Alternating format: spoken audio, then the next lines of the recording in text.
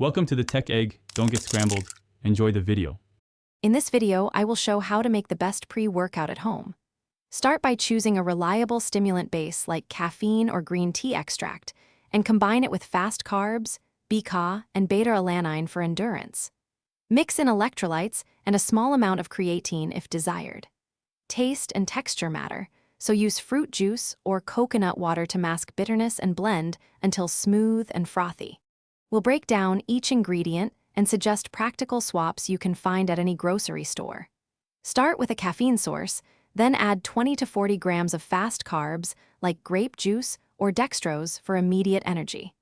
Include 2 to 5 grams of beta-alanine for endurance and 5 to 10 grams of BCAA to protect muscles. Finish with a pinch of salt for electrolytes and taste to your liking. Simple techniques make a homemade mix feel like a pro product without complicated gear. Use cold coconut water or juice and a blender for a creamy, frothy texture, or a shaker for convenience.